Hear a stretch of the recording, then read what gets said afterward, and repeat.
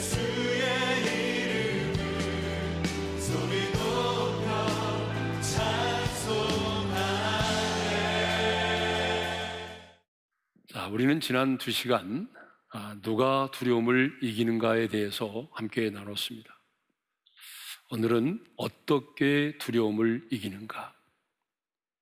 우리 인생에 파도처럼 밀려오는 이 많은 두려움을 우리는 어떻게 이기며 살아야 하는지에 대해서 생각해 보도록 하겠습니다. 두려움은 사람들이 제일 싫어하는 감정입니다.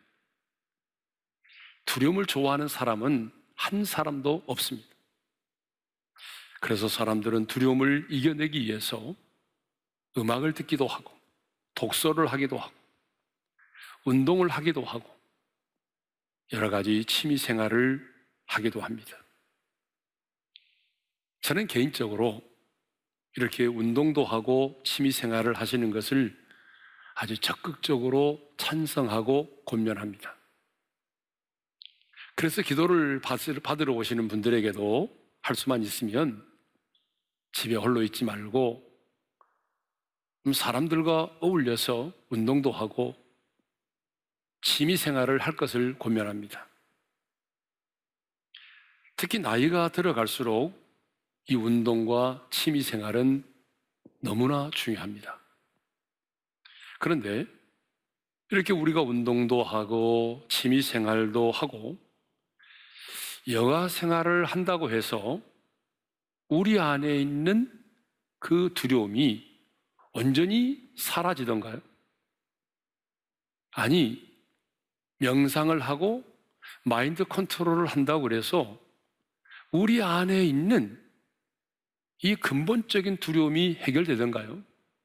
이 묵상과 명상은 너무나 다릅니다. 최근 들어 타 종교에서 명상을 굉장히 강조를 많이 하고 있습니다. 근데 여러분, 명상이라고 하는 것은 뭡니까? 비우는 겁니다.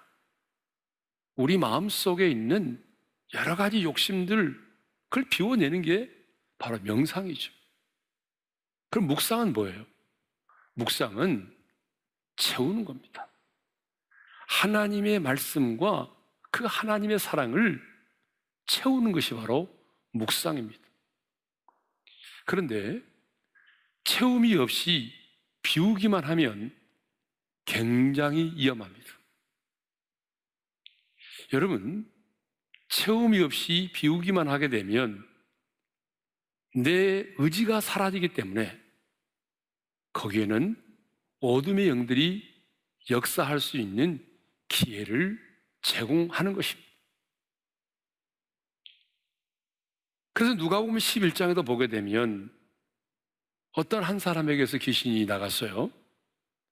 그런데 그 귀신이 자기가 나왔던 집이 빈집으로 깨끗하게 수리된 것을 보고 자기보다 더 악한 7 귀신을 데리고 들어갑니다. 그래서 그 사람의 형편이 전보다 더 심해졌다라고 기록되어 있어요. 그러므로 하나님의 사람의 누리는 마음을 비우는 이런 명상과 같은 이상한 것들을 해서는 안 됩니다. 하나님의 사람의 누리는 명상을 하는 것이 아니라 하나님의 말씀을 깊이 묵상해야 됩니다. 타락한 죄성을 가진 우리 인간은 내가 마음을 비운다고 해서 그럼 마음이 비워지는 것이 아닙니다. 그래서 어떤 분은 그런 얘기를 하더라고요. 마음을 비우는 것은 사실은 또 하나의 욕심이다 라고까지 말하는 분들이 있어요. 우리 안에 있는 것들을 비우는 것은 채움으로만 가능합니다. 이 컵 속에 있는 이 공기를 밖으로 끌어내는 것은 거기에 물을 붓게 되면 그 컵 속에 있는 공기가 밖으로 나오는 것처럼 여러분, 우리 마음도 마찬가지입니다. 하나님의 말씀과 사랑으로 채워질 때에 우리 안에 진정한 욕심들이 사라지게 되는 거죠. 운동과 취미생활, 영상, 명상, 이 모든 것들이 여러분, 어느 정도 효과는 있을 수 있습니다. 저는 부정하지 않아요. 그렇지만 근본적인 두려움의 문제는 해결되지 않습니다. 아무리 두려움아 떠나가라 명령해도 여러분, 두려움은 사라지지 않습니다. 그러면 왜 두려움은 우리의 의지와 결단과 훈련만으로 해결되지 않을까요? 왜 두려움은 우리가 그렇게 노력하고 우리의 의지와 결단을 동원해도 왜 사라지지 않을까요? 저는 두 가지 이유 때문이라고 생각합니다. 그 첫 번째 이유는 두려움이 죄의 결과로 주어졌기 때문입니다. 자, 성경을 보게 되면 두려움은 죄의 결과로 우리 가운데 주어졌습니다. 우리 인간이 언제 최초로 두려움을 느꼈습니까? 아담과 하와가 죄를 짓고 난 다음에 최초의 두려움을 느꼈습니다. 하나님이 먹지 말라고 하는 선악과를 따먹고 난 이후에 아담과 하와가 하나님의 낯을 피하여 동산나무 사이에 숨어 있었습니다. 그때 하나님이 아담아, 내가 어디 있느냐? 라고 아담을 부르셨어요. 여러분, 그때 아담이 어떻게 반응했습니까? 이렇게 반응하지 않았습니까? 두려워하여 숨었나이다. 두려워하여 숨었나이다. 그 전까지는 두려움이 무엇인지조차도 몰랐습니다. 그런데 그때 처음으로 두려움이라고 하는 감정을 경험하게 된 것입니다. 자, 이것을 보게 되면 두려움은 죄의 결과로 우리 가운데 주어졌습니다. 그런데 하나님의 형상대로 지음을 받은 우리 인간은 짐승과는 달리 죄를 짓게 되면 그 지은 죄에 대한 형벌의 두려움을 갖게 되는 것입니다. 그러니까 영적으로 보게 되면 이 두려움의 감정은요, 죄에 대한 형벌이 이미 이게 시작되고 있다는 증거인 것입니다. 그래서 우리 인간에게는 뭐가 있습니까? 죄책감이라는 것이 있어요. 그런데 오늘 그 죄책감에 시달리면서 고통 가운데 살아가는 사람들이 얼마나 많이 있습니까? 그 죄책감 때문에 잠을 이루지 못하고, 그 죄책감 때문에 매임을 당하고, 그 죄책감 때문에 하나님의 은혜의 보좌 앞에 담대히 나오지 못하는 사람들이 얼마나 많이 있습니까? 또 우리가 이 땅을 살아가면서 경험하는 최고의 두려움은 바로 죽음에 대한 두려움입니다. 아무리 많이 배운 사람도, 아무리 고상한 인격을 가진 사람도, 하늘에 나는 새도 떨어뜨릴 만큼의 권력을 가진 사람도 자신의 죽음을 두려워합니다. 우리 인간이 얼마나 죽는 것을 무서워하면 히브리서 기자는 히브리서 2장 15절에 이렇게 말하고 있어요. 죽기를 무서워함으로 한평생 매여 종노릇하는 모든 자들. 여러분, 이것이 우리 인간의 모습입니다. 그러므로 인간은 죄와 죽음의 문제를 해결받지 못하면, 이 죄와 죽음의 문제를 해결받지 못하면 이 두려움의 문제를 해결받을 수가 없는 겁니다. 가장 근본적인 죄와 죽음의 문제를 해결받지 못하면 이 두려움의 문제를 해결받을 수가 없습니다. 왜 우리 인간의 의지와 결단만으로 이 두려움을 해결할 수 없는가? 두 번째 이유입니다. 두 번째 이유는 사탄이요, 이 두려움을 강력한 도구로 사용하고 있기 때문에 그렇습니다. 사탄은 두려움의 영입니다. 그래서 우리말 성경 디모데후서 1장 7절을 보게 되면 이렇게 말씀하고 있습니다. 하나님께서 우리에게 주신 것은 두려움의 영이 아니다. 그러므로 사탄이 역사하는 곳에는요, 언제나 뭐가 있을까요? 두려움이 있습니다. 반면에 성령님이 역사하시는 곳에는 뭐가 있을까요? 놀라운 평안이 있습니다. 그래서 우리가 이 성령과 악령의 역사를 분별하는 아주 중요한 요소 중에 하나가 뭐냐 그러면 바로 평안과 두려움입니다. 그렇다면 우리는 어떻게 해야 될까요? 평생을 두려움 가운데 떨면서 살아야 될까요? 아닙니다. 여러분, 우리가 두려움 가운데 사는 것은 결코 하나님의 뜻이 아닙니다. 하나님은 저와 여러분이 우리 안에 있는 두려움을 내쫓기를 원하십니다. 우리 인생 가운데 파도처럼 밀려오는 이 수많은 두려움들을 이겨내기를 원하십니다. 그렇다면 우리는 어떻게 이 두려움을 이겨낼 수 있을까요? 오늘 본문을 보게 되면 온전한 사랑이 두려움을 내쫓는다고 말씀하고 있습니다. 요한일서 4장 18절 상반절의 말씀을 읽겠습니다. 다 같이요. 사랑 안에 두려움이 없고 온전한 사랑이 두려움을 내쫓나니. 자, 거기 보게 되면 뭐라고 되어 있습니까? 사랑이 두려움을 내쫓는다. 그런데 어떤 사랑이 두려움을 내쫓는다고 말하죠? 온전한 사랑이 두려움을 내쫓는다라고 말하고 있습니다. 온전한 사랑입니다. 그런데 이 온전한 사랑이 그럼 뭐죠? 온전한 사랑이 두려움을 내쫓는다고 했는데 이 온전한 사랑이란 무엇을 말할까요? 그것은 하나님께서 우리를 사랑하시는 그 사랑을 말합니다. 그러니까 독생자를 내어주신 그 하나님 아버지의 사랑, 십자가에서 우리의 죄를 담당하시고 죽으신 그 주님의 사랑, 한마디로 말하는 아가페의 사랑으로서 조건이 없고 일시적이지 않고 영원한 그 하나님의 사랑을 온전한 사랑이라고 말하는 것입니다. 그런데요, 이 온전한 사랑이 두려움을 내쫓는다라고 말하죠. 그럼 내쫓는다는 말은 무슨 말이에요? 본문에 보게 되면 밖으로 내어 던진다. 밖으로 내어 던진다.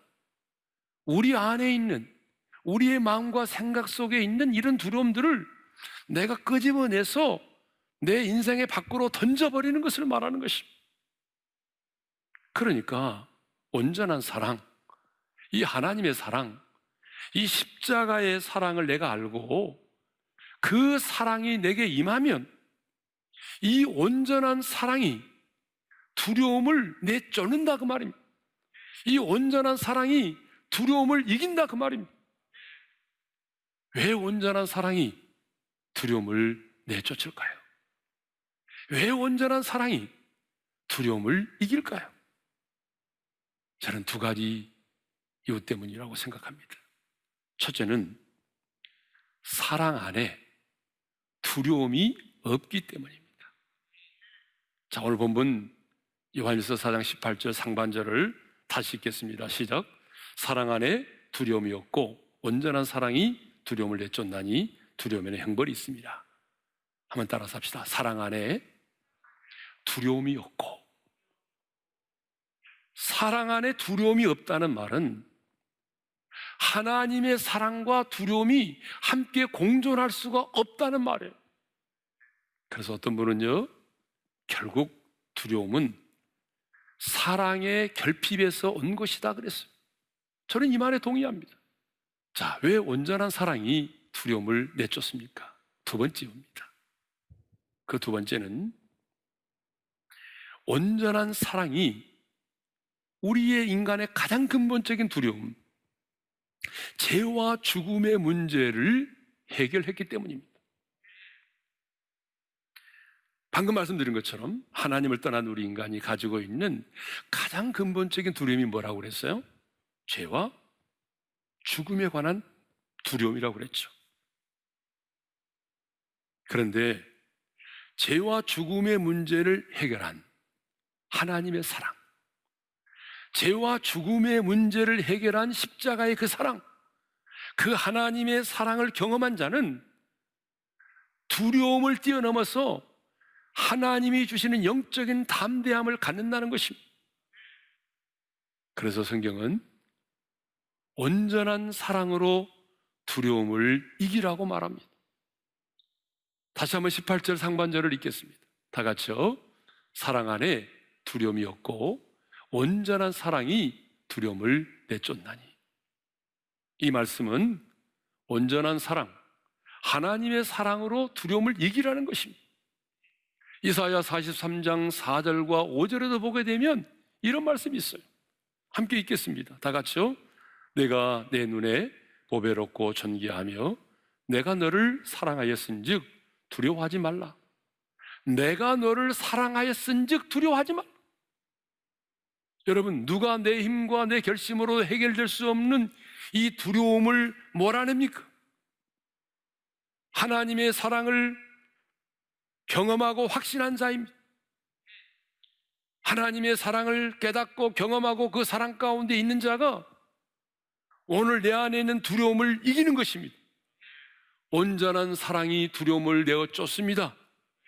사도 요한은 그냥 사랑이 두려움을 이긴다 라고 말하지 않고 온전한 사랑이 두려움을 이긴다라고, 온전한 사랑이 두려움을 내쫓는다고 말하고 있습니다. 방금도 우리가 이제 온전한 사랑에 대해서 언급을 했지만 좀 더 구체적으로 말씀드리면 온전한 사랑은, 하나님의 사랑은 무엇입니까? 독생자를 이 땅 가운데 우리를 위하여 내어주신 사랑입니다. 십자가의 사랑입니다. 하나님 아버지는 우리를 구원하시려고 자신의 독생자 예수 그리스도를 이 세상 가운데 보내셨습니다.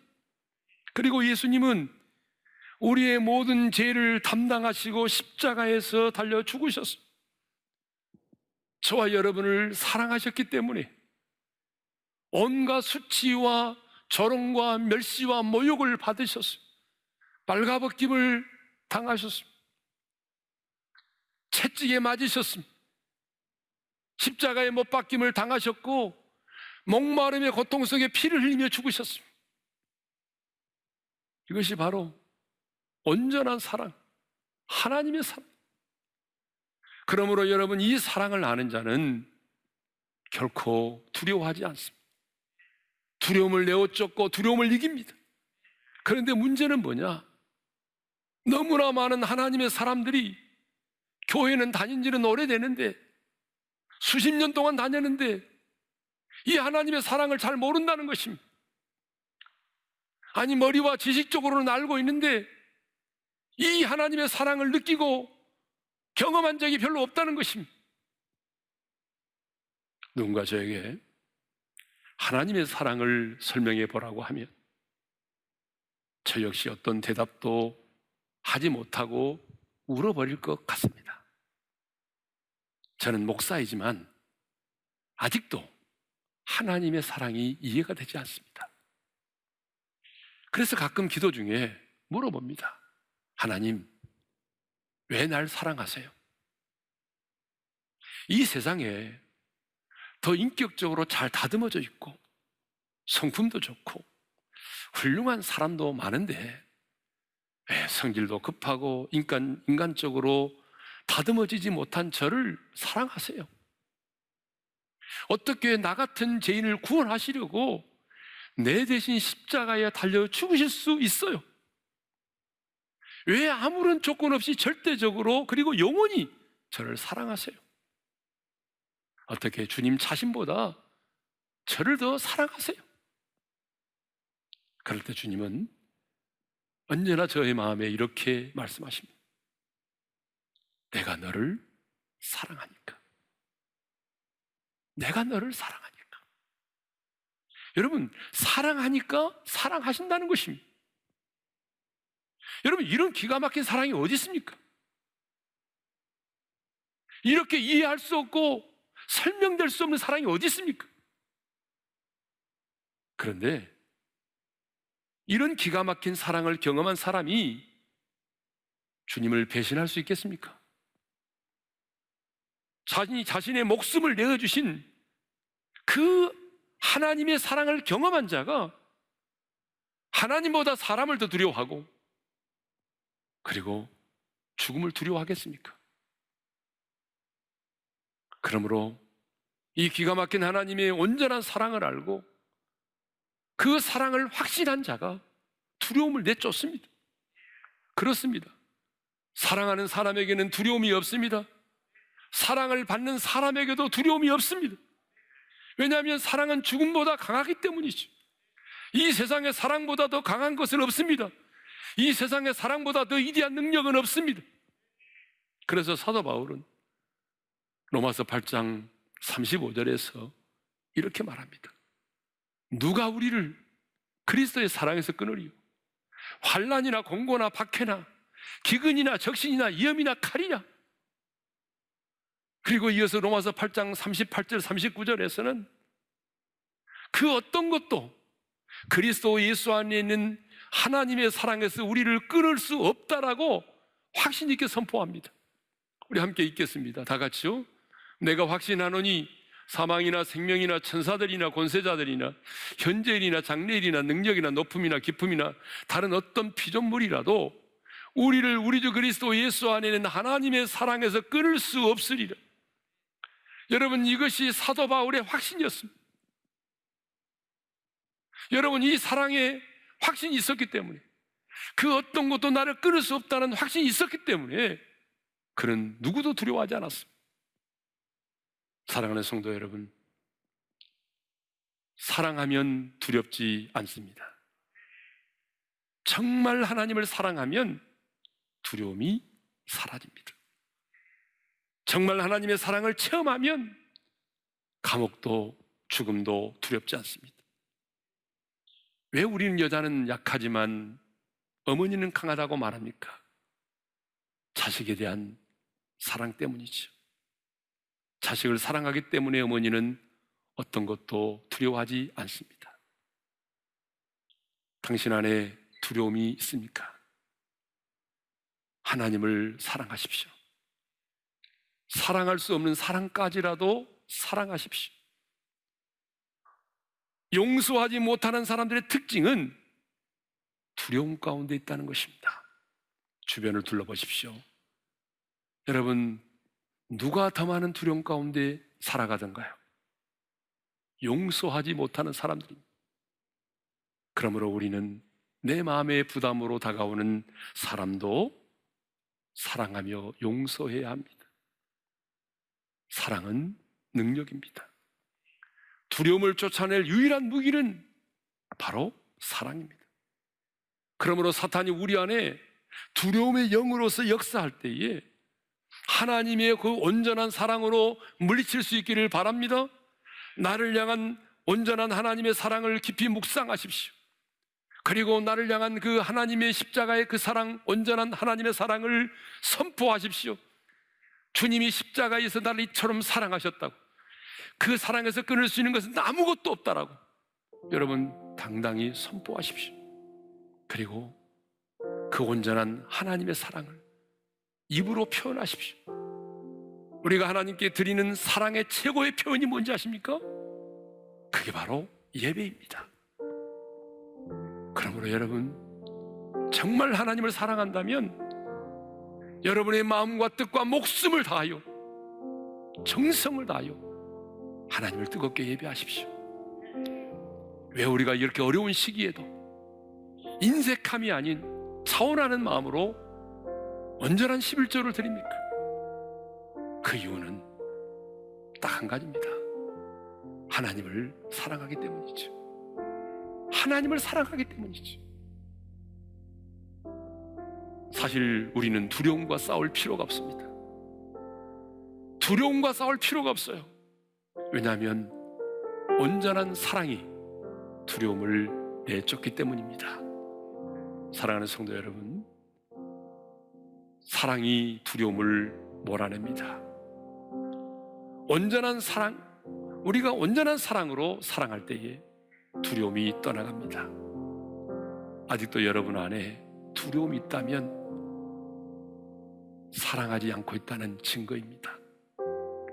하나님을 진정으로 사랑하고 그 주님이 피 흘려 세우신 몸된 교회를 진정으로 사랑하고 사랑할 수 없는 사랑까지라도 내가 사랑할 수 있다면 두려움은 발붙일 곳이 없게 될 것입니다.